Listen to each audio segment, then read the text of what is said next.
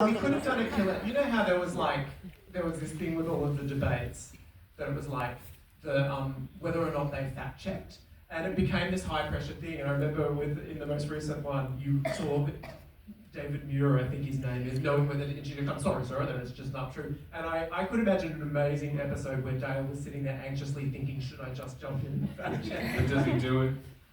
I think he would. I think it would go badly. I think he would feel he had to. He would need to have it, but I don't think it would work out that well for him.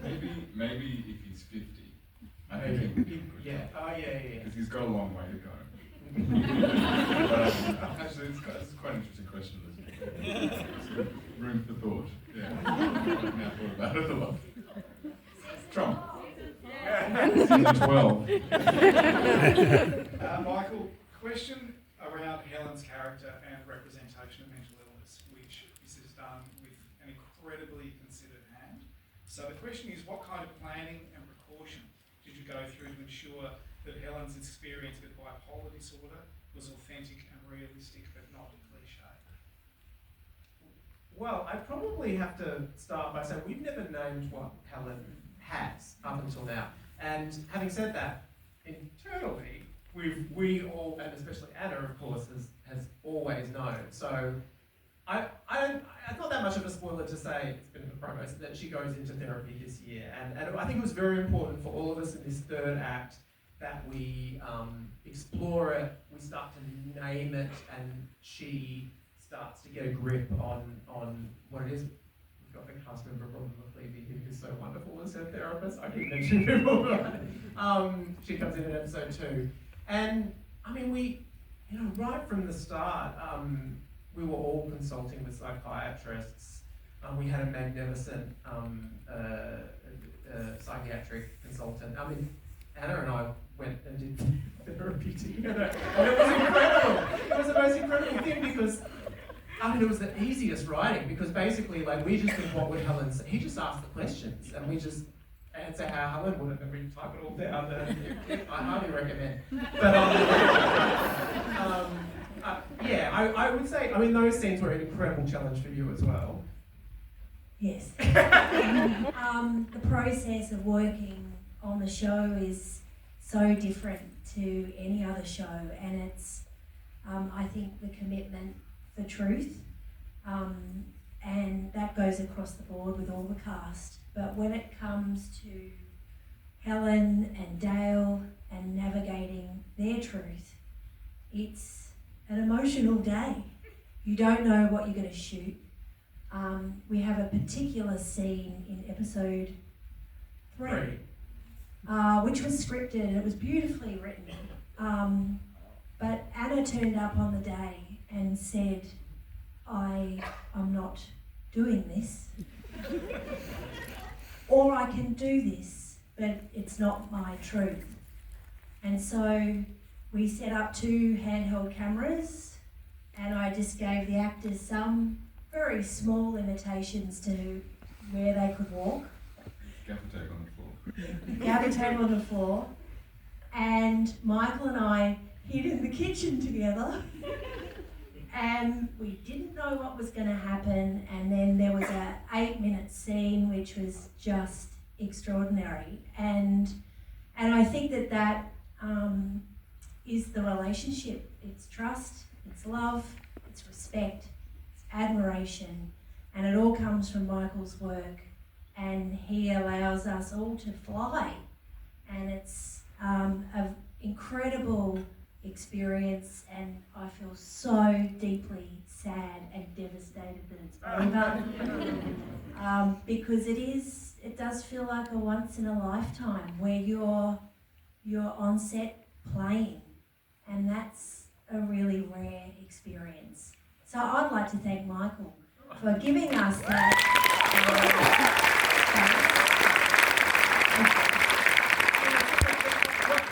Talking about it's the kind of thing that could only happen, 3 seasons in when there's this unbelievable amount of trust, and I think we all felt that night, oh my God, we're going to be talking about this for the rest of our lives. It was one of those incredible nights on a set, it truly was. But in terms of the mental health, I would just say it really goes there this season. It does. But maybe not in the way you would expect. For Michelle, Sam and Stephen, if you could go back in time and meet your character and give them the one piece of kind advice and reassurance, what would it be? I got asked this already today, but I didn't give him kind advice. So it's nice to revisit and say something kind, which is, it's going to be okay now. You sounded like Jeff Paul. It's going to be okay, Dale.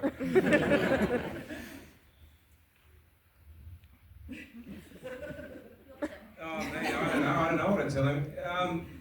Nolene's great. Knows that. Well, you know what? From the first season, I would probably, if it was going back to season 1, I would say be yourself, because the only time he almost comes unstuck, Rob, is when he does start trying to play the game a bit, and it's not until he really just remembers who he is that he settles into his job and starts loving it and starts doing well. So I'd go back to season 1 and give him that advice, but I think Michael Lucas kind of did it because that's what happened anyway. So. It sounds kind of earnest, maybe sentimental or something, but I would say to her something along the lines of like, you trust yourself, you're good at your job, and you deserve to be there.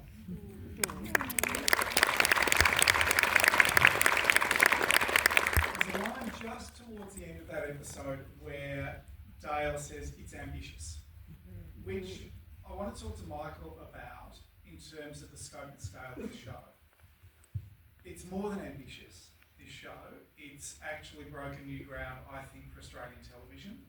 Was it always that way, or did it form into being as big and as ambitious? Was there a time along the journey that you went, this could be bigger? Yeah, well, no. Was there a musical opening number? There was. If Emma's involved, there is. Yeah, there was, because when one thing in this history of this, that script he was talking about, Lavender Marriage, did not incorporate the real life events. It was just sort of, he wanted to be a newsreader and it was generic. And it was Brett's script note that said, have you considered that maybe you could put in the real historical events and use the archive? And it was a great note, and it transformed the script. But it meant that all of a sudden you're approaching these episodes and you're doing this character drama, but then also you're sort of telling the story of the challenger or whatever. And for all of us, and the whole writing team, many of whom are here tonight, when we've, you take a script on this show, and then, Kim Ho ended up writing a script about Whole Street Massacre. It was so hard. Christine Bartlett ended up writing about Tiananmen Square. Nikki Aiken has written about Russell Street bombing. You never imagine, I think that's the thing, is because history rolls along and all of a sudden you're forced to tackle these things that I never thought I would be writing about just because of the nature of the show. But then when it goes well, it does change you. All of a sudden you do get more ambitious and think you can tackle bigger stories. You did. And then they all have to make it. Question about the props in the show, which are, quote, off the charts. Tell us about how they were sourced, where they were sourced from, and who was responsible for that extraordinary amount of stuff. It was period accurate, and you could pause on any frame and see that every care and consideration had gone into populating that set. It's the most incredible, hard-working design department. Designer Patty Reardon, Stuart. It's over there, Patty.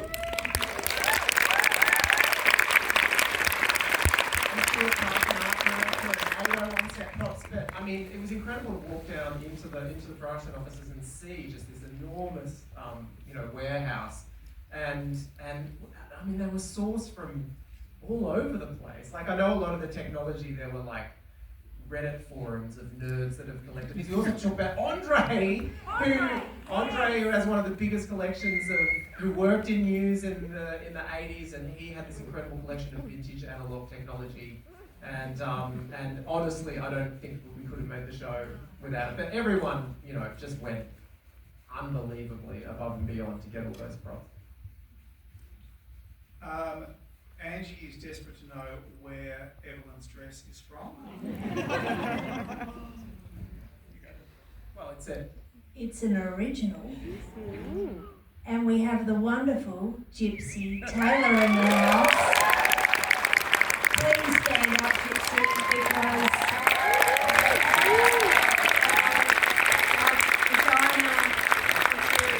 did an extraordinary job, and I really tried to put in as many wide shots of those dresses, even when I was getting notes for close-ups. But no, need the dress.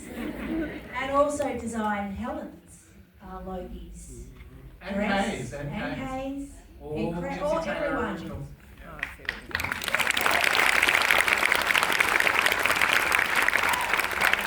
One question, which is, if you weren't playing your character, which other character from the ensemble would you like to have a crack at? I'd like to play Willie McGuinness's role. That's what I was going to say. Dennis. Dennis. The way Sean played Dennis was I just love watching him, I guess, but that would be a fun character, just to be under the pump, getting down by everyone all the time. He made it very good. Who do you want to play? Evelyn. You are definitely Evelyn. Clearly. And also the outfits. That's really weird because I thought you, Evelyn, and me, Val.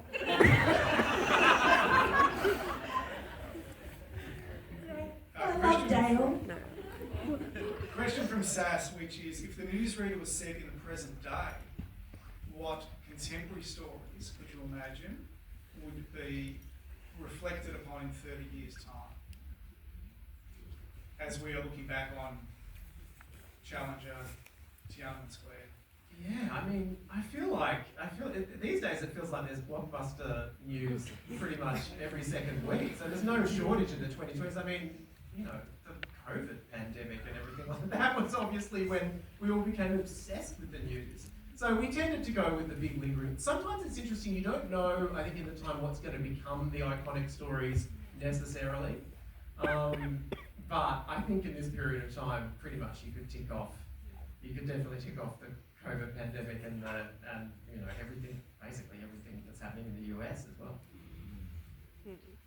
A question here which is about confrontations with Lindsay. Some of our favourite scenes have involved our characters pushing back and having confrontations with Lindsay.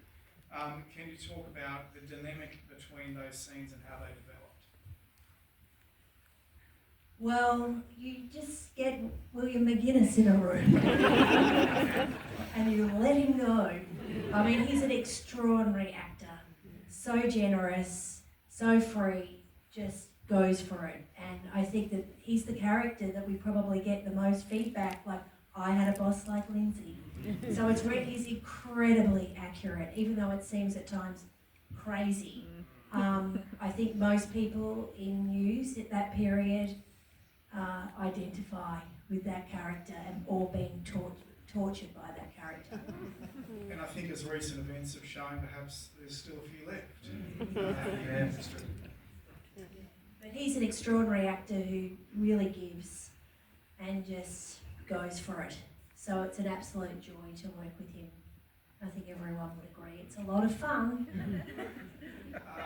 Probably a question for you again, Emma, which is what 80s song do you think best represents the series? Oh, that's so hard because I just went to the last song of the series and I Don't can't say it, we're say. not giving away. I went to, you know, if I just think of characters, I have a playlist that's going. I think actually some people can access it, but it's like a crazy 80s playlist that I would play as I was going to set every day. But even when I think of Helen, I used to like turn up the Divinals. So I think, you know, there's a lot of amazing songs. What are your favourites? I always loved, it's not in the show, but Bronski beats Small Town Boy. Yeah. So Bronski Dale. beats Hit That Perfect Thing was in the club, but yeah, Small Town Boy. It's just really evocative and very 80s, and there's a sort of a darkness to it, but it's also very emotional, and that's the one that, And we used it in the series one sizzle reel cut by Angie Higgins, and it just sat so perfectly with the imagery. So check it out. And series 2, the sizzle reel was Kate Bush running up the hill, which was ahead of Stranger Things. True. Is it Kieran, the song that you sing, and no one ever knows the Kieran. words? Yeah, that was pretty good. Dale and singing and stuffing up the words. I still don't know what chorus is. Let's not try. If our actors could pick one scene that's their favourite across 3 series, any spring to mind? I mean, I already said this today, but it's no one got to see it, but Anna and I spent a lot of time, we all did, but we spent a lot of time with the auto cue. And the auto cue, when you find something funny in the auto cue, you're just gone. And yeah, and there was and it was actually up in the back of our heads, and you never see it in the show, but this name kept coming up, Senator Button, and neither of us could say it. We were crying, screaming with laughter. And I'm pretty sure it's just like the back of our heads, and if you turn around, it's just crying. So there's a lot of joy reading those auto cues. Yeah. No other favourite scenes. There's one coming up. There's one coming up with Nolene and Lindsay. That's pretty epic. I remember going home that day, and there was like a little. I don't want to give too much away. There was a little orchestra in the scene, and I thought they've got front row seats to just an epic showdown. That was great. And there was a scene between Lindsay and Rob's character, the other newsreader, Jeff Walters. I remember sitting there, like Rob's always got his cricket ball, and I remember those two teeing off at each other, and again just thinking, far out, this is like, we get to see this epic battle about 5 times, and they just didn't drop the ball once. They were brilliant, and it was great. So those, I like fight scenes in it. There's a scene, no spoilers, coming up in season 3 where Nolene confronts Rob about some things that we've been exploring since the beginning of their relationship. And it was particularly satisfying for me. Do you know what Steve's talking about? Colours. Yeah. No. Sorry. Yeah. We did it, Mia was saying we did it like 5 different ways, like completely different emotions every time. And Emma, we trust each other. You're right though, we did it, and as soon as we finished, Emma just yells, "Cut! No!" And I was like, okay, do it again. Got it right. Yeah. But it's a great scene. Hopefully it's satisfying for all those people who are wondering whether Rob's gonna get it together. I would just say, just going back on the orchestra, because there was a live orchestra, and I don't know what episode that is this season. 3. 3. There's like a live orchestra in an event, and Emma, and this is the kind of like amazing thing about Emma Freeman, like had to have the orchestra, and they had to be real players. So she doesn't want to see anybody faking the instruments. So now she's got the real orchestra here. She may as well have them actually playing the scene. And then she may as well explore what it's like. It's like Australian television schedule. She may as well explore what it's like to shoot a scene with a live orchestra just playing underneath and see what it does to the actors. And so you like walk in and you have like a close-up doing the whole thing. We do the scene and she goes, that was weird. Yeah, that was weird. Yeah. And it's not in the show, and you'll never see it. We got to Experiment. Yeah, it's experiment, and that's what makes it. Like, you know, it's such a joy. Like my favourite scene of this show is every day, really. We're sad. A couple of questions, Michael, about having mentioned Lavender Marriage, which is the origin of the show, and what changes there were along the way, and perhaps what stayed the same from that original idea. Helen wasn't in the newsroom, she was a nurse. What? Yeah. So I basically, it became much more of a, weirdly, it's like, Dale was a reporter, she was a nurse, and they ended up in a relationship, and I somehow I thought I was pursuing both a newsroom drama and a drama. So that was a fairly big change. But the thing that was completely the same is that it always began with Helen having taken too many pills and collapsing, and Dale coming and finding her and sort of showing her this sort of moment of kindness and consideration, and that she hasn't, and she's been in an environment where she hasn't experienced that, and this sort of bond is formed. And that was always, I don't know, that was always the core of it, and I feel like that pays off in this series, and I think that's why we know we're at the end, because I won't say any more. Which does go to the question, which is, why, oh why, is it ending? Which I know you've talked about, always talking about it as a 3-act structure. Do you want to just... Well, I mean, I quit, obviously, I wasn't wandering around in season 1 going, I see 3 series, because everyone goes, it's so exhausting. When you finish a series, all anyone wants to hear is, we're done, and let's not talk anymore about it. But if you're a really eagle-eyed viewer, you'll know that in the first episode, Rob sees Dale when he's just a little boy, and he goes, and there he is, future Goldberg, you win and Dale Jennings, and so I always kind of felt like, well, we've got to get to that. That's got to happen. And yeah, it just seemed natural to me that, that they had such clear goals, and Emma captured this so beautifully in the first, in the first 30 seconds of the show. Dale just wants to kind of be loved and famous, and Helen just wants to be taken seriously as a journalist. And that was their goals, and it always felt like first 2 seasons, first 2 acts have got to be what they do to get there, and then the 3rd act has to be they got what they wanted, but is it what they needed, and what's going to happen to them?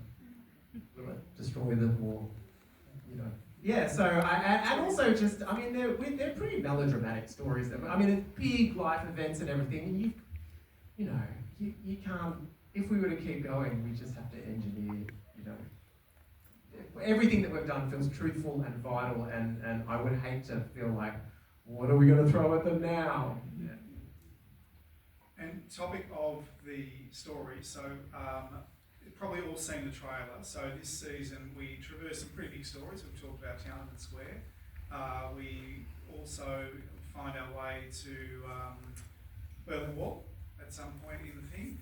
And what's pretty exciting this year is we've got a series of additional little assets that the ABC team has made, where we've got our real life ABC commentators and reporters talking about them being back in the day on various stories. So Richard Glover talks about Lockerbie, and the amazing one is the Tankman footage, which was actually shot by ABC camera people and a reporter. So and Ian Henderson was at the Berlin Wall, so Melbourne Newsreader, and so it's great intercutting between them when they're really young on camera and then them now reflecting on it, and they speak about it so beautifully.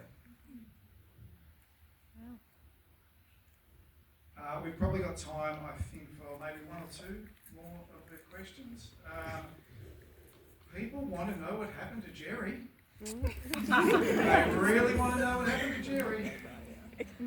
Well, I feel like his career got completely destroyed. Unfortunately, he cannot work. I know. He was an absolutely wonderful character, but we saw that story as about he offered that friendship offered hope for Dale, and it was destroyed. It was a tragic story, and actually, it was the amazing last shot of Jerry in the show was Emma's idea. Do you remember when he goes into the studio? I'd written it that Jerry can't get into the studio, he's just watching on a TV screen, but Emma had this genius idea that he needed to storm in and look Dale in the eye, and there's this incredible moment, and I read it as Jerry was storming towards him, saying, potentially saying, I can't believe you did this, and how could you betray me like this, and then that he sees Dale and sees how ruined he is, and realizes that he's a broken man himself and steps away. And that always, for me, I felt like, I'm sure you agree, that was the best final shot. It's a tragedy, I'm sorry. I had a good wife. He's probably fine now. Carla He's and fine Jerry now. are very happy. And look, they're living their best life. They're doing show tunes on their piano. Back on the cruise ship. They're on the cruise ship. The last question is for everybody on the panel. If you could have taken, and maybe you did, a prop or a item of wardrobe across the 3 series, what would you have chosen? The gold Loki. I actually took Helen and Dale business cards. I didn't know we had business Yeah. And you had a little card and I stole it from your desk. No, you had a little one on your desk. And Helen had one from her new show. So I've got those little business cards. I just want to point out, I didn't take the gold Loki because Joe Werner already had it. I have heaps of stuff. I don't tend to take anything from any show that I do, not very often, but this one, for some reason, it just like really tickled me. I think I just love the technology. I've got Dale's computer.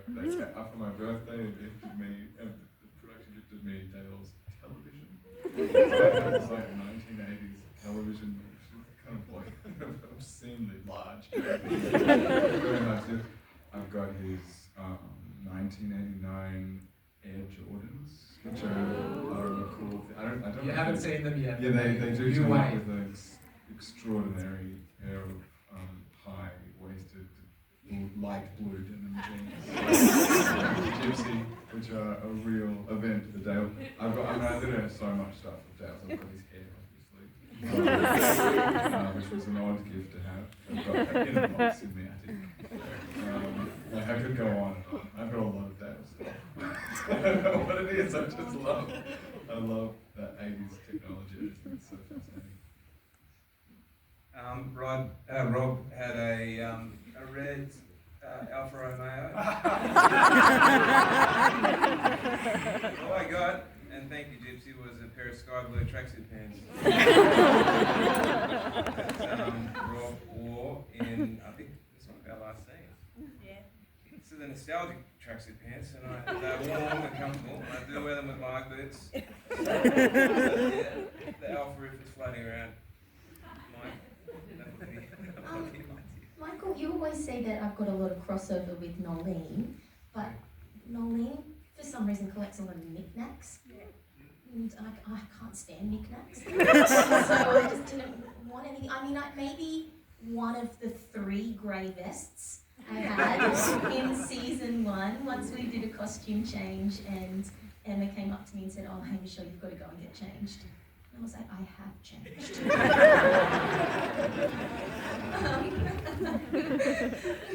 But I think I have.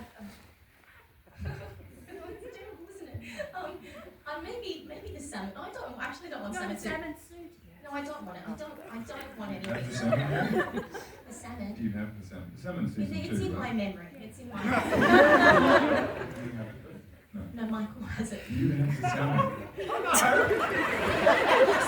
It's storage. You can hear it. We kept it, is what I'm saying. I wear it all the time. And with that thought, please thank our extraordinary panel.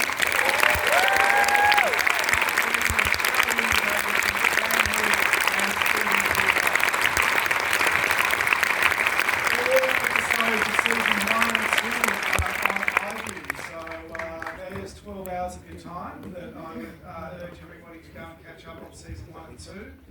Sunday night, 7:30, it's Mustard Dogs, it's Kelpies versus Collies. And that leads into season 3 of Newsreader, it's Dale versus Ellen.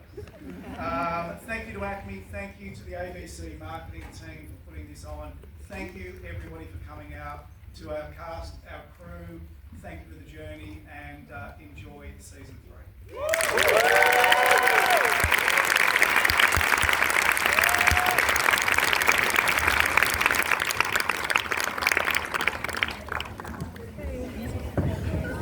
Okay, at least Jerry and Paula stay together. That's all I needed.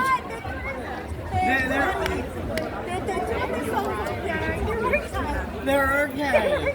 They're okay. That's all I needed to know. I'm so relieved for you, man.